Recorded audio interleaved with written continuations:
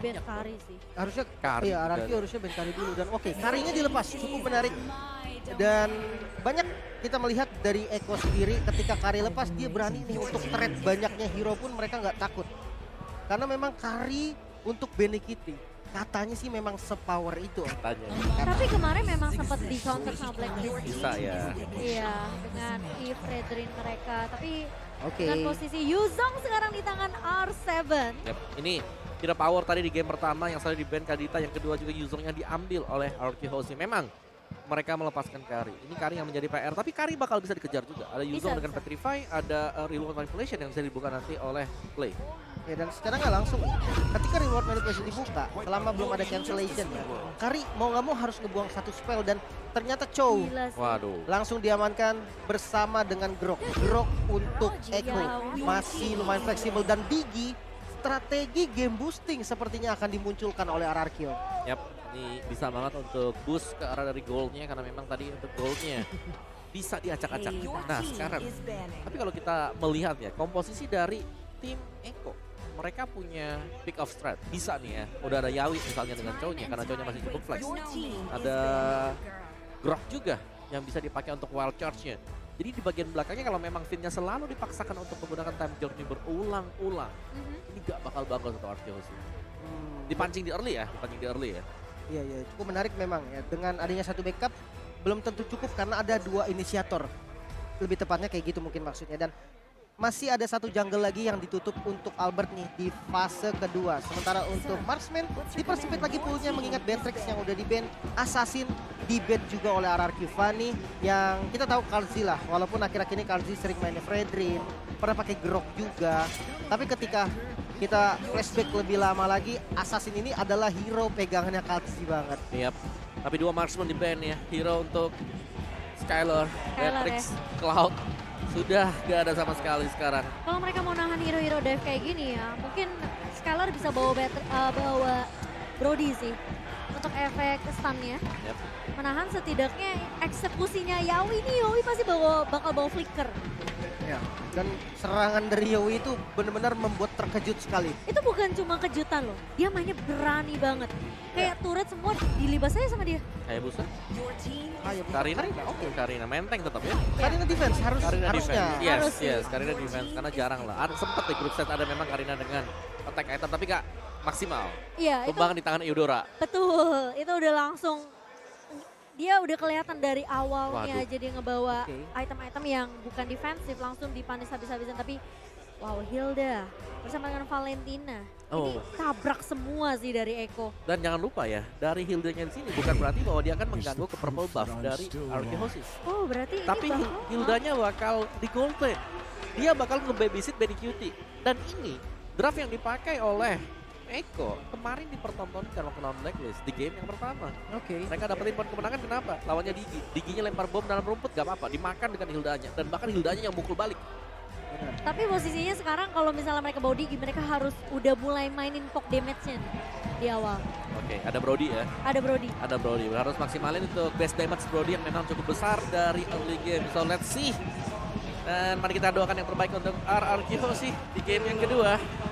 Di Best of 5 Series kita tentunya masih ada kesempatan yang cukup luas tentunya untuk tim Indonesia. Saatnya Indonesia, mari kita kumandangkan teman-teman di kolom komentar.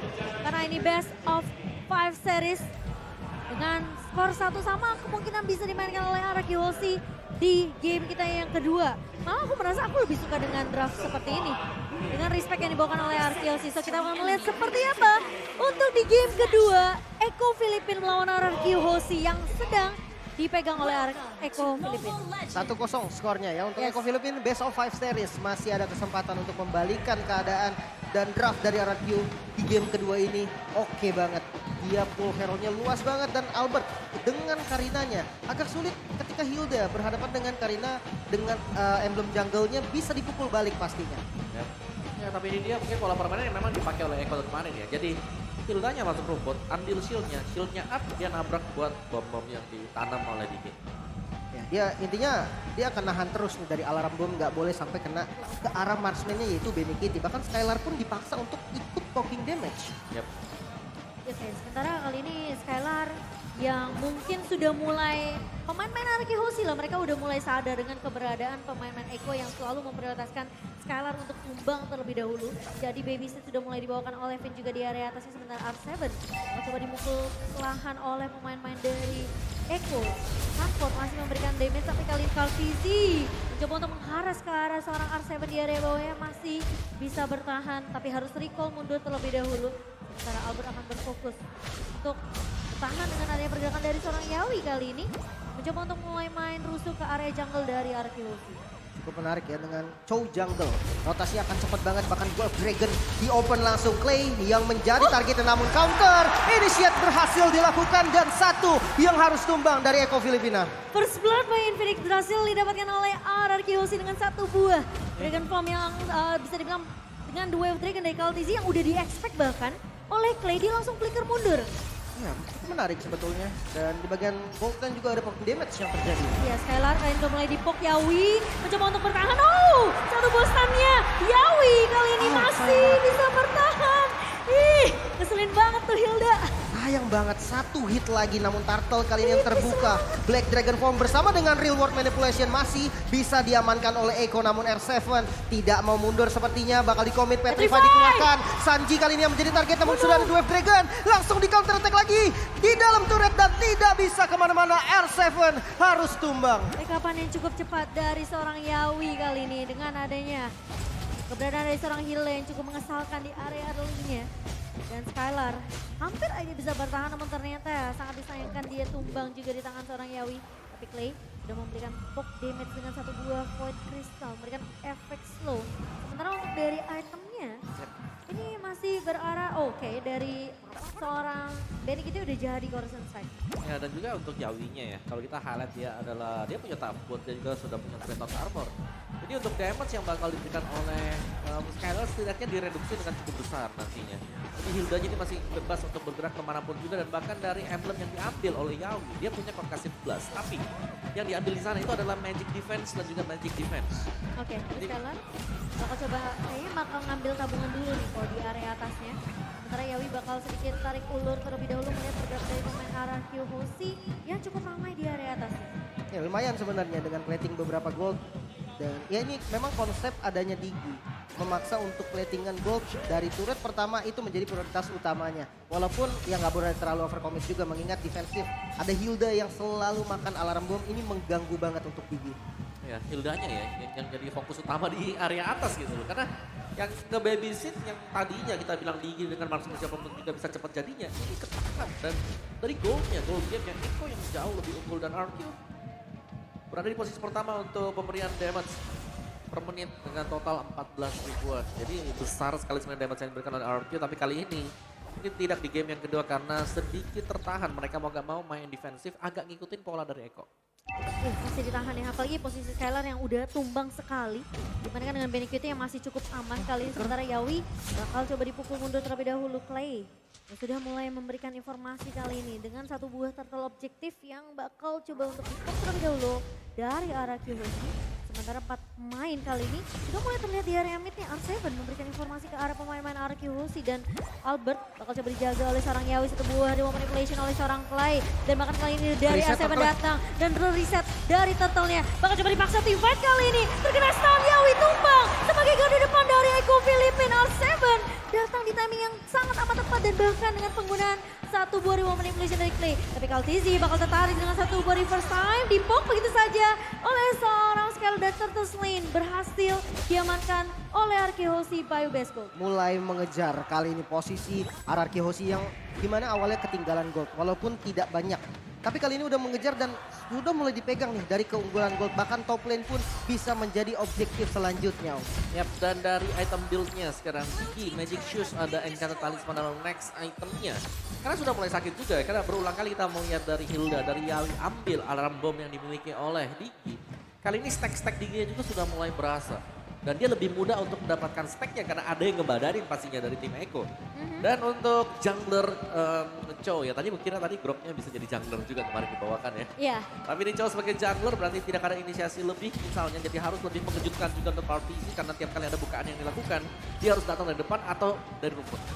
Oke, sementara dengan tidak adanya ngebawa ini ya, ngebawa Cho Jungler, berarti kita kan nggak akan ngelihat dengan adanya inisiasi kejutan yang biasa kita lihat dari Yawi.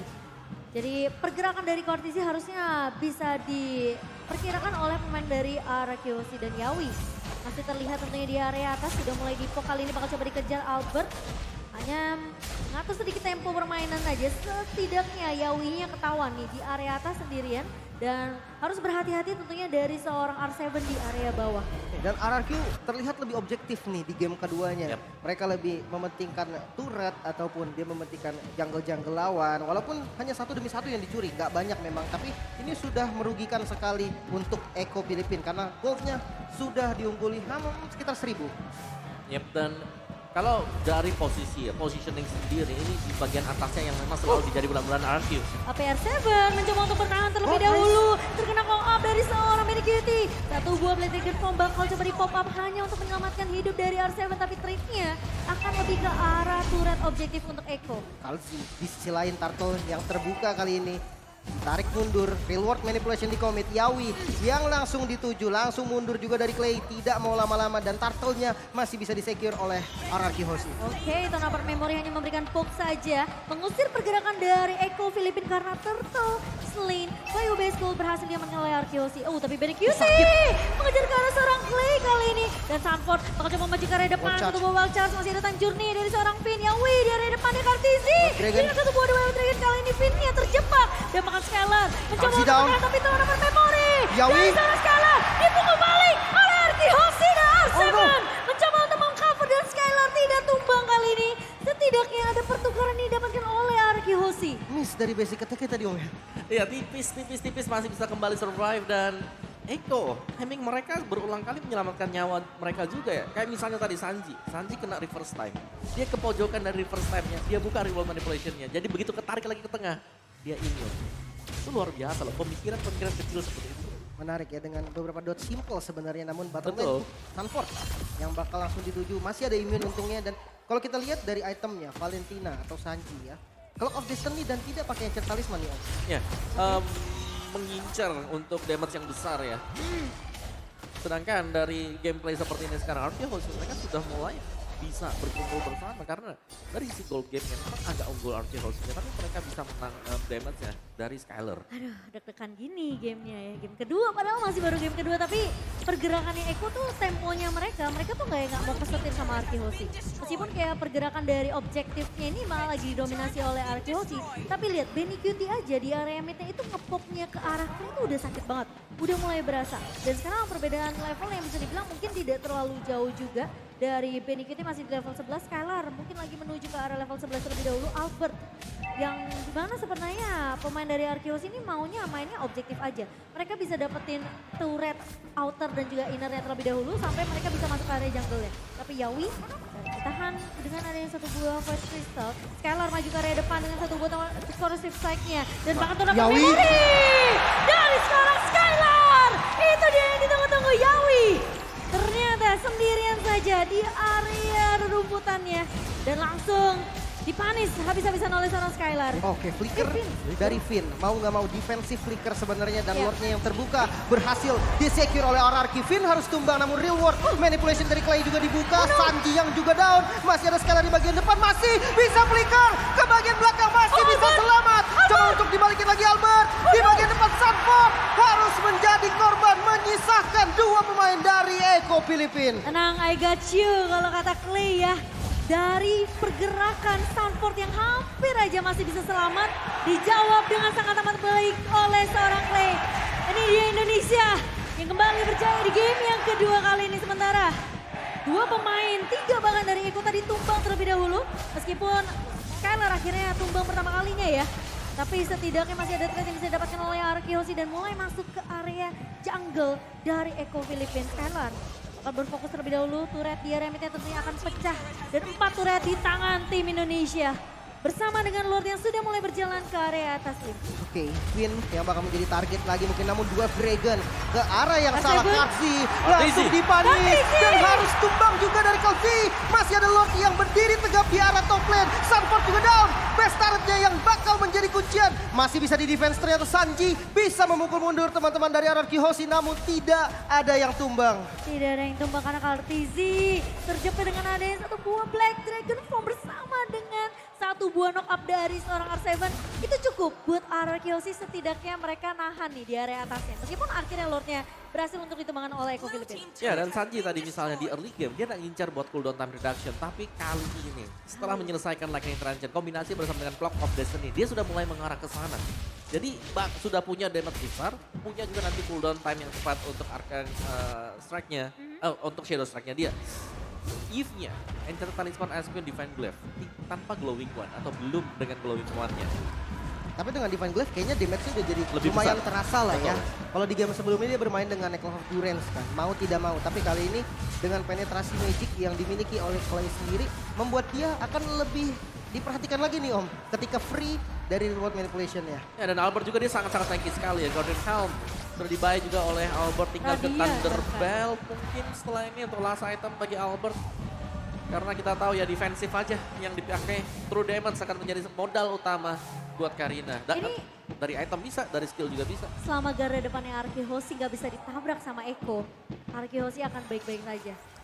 Ya, tapi tergantung menurutku ya di sini Vin dia harus main agak sedikit ke belakang karena takutnya di copy nanti sama Valentina. Iya, Wind of Nature untuk Benny QT. Respect terhadap damage dari seorang Skylar. Juga R7 yang bisa mengincar ke arah backline dari Eco Philippines. Dan kali ini conceal play mulai dibuka oleh seorang Yawi. Mencari siapa? Tidak ada siapa-siapa. Enggak ada siapa-siapa. Di area bawahnya kosong. Karena pemain-pemain dari RRQ Hoshi mereka lebih berfokus untuk mendapatkan objektif love. Dan kali ini apakah Eco mereka mau memaksakan, lihat semua Mereka mau fight. saatnya bakal coba untuk dikuasai terlebih dahulu. Yawi sudah mulai terlihat dari area mid-nya Kartizi. Harus berhati-hati karena tentunya Albert sudah melihat pergerakan dari seorang Kartizi kali ini. Dan Eco Philippines mereka mau coba untuk melakukan rusuh. Kevin harus flicker mundur terlebih dahulu. Dan satu buah retribution di tangan seorang Kartizi bersama dengan Albert ini akan menjadi penentu. Sementara R7, Dragon Form. oh Albert! Berhasil untuk mendapatkan Long Slay. Bio base-nya dipaksa Tifa. R7 mengincar ke arah belakang. Benny Benny Kitty. terkena Petrify. R7 harus mundur terlebih dahulu. Dan kali sekarang Yawi down. Dan bangun Albert! Benny Kitty down. Dengan Shadows of Soul dari seorang Albert. Menumbangkan 4 pemain dari Eco Philippines. Menyisakan Sanji begitu saja. Tapi Sanji memberikan more damage. Flicker mundur. Dikejar. Albert Dikejar. berani baik Sanji. Kali ini tumbang. Dan oh my god, Sanji masih bisa bertahan tentunya. Tapi Albert sepertinya tidak akan It's okay. memaksakan. Harus menahan terlebih dahulu. Agar sedikit bermain Oh, no. disiplin dari Minions Akiosi. foul. Tapi kali Sanji mencoba untuk menahan. Dia mencoba untuk mengcopy ke arah seorang R7. Satu buah. Dia mau manipulasi dibuka begitu saja. Tapi lihat. Sanford Lordnya udah down. mulai masuk. Sanford tumbang. Base-nya. Dan bahkan base-nya akan difokuskan dan Indonesia masih memiliki harapan 1-1. Satu. Diamankan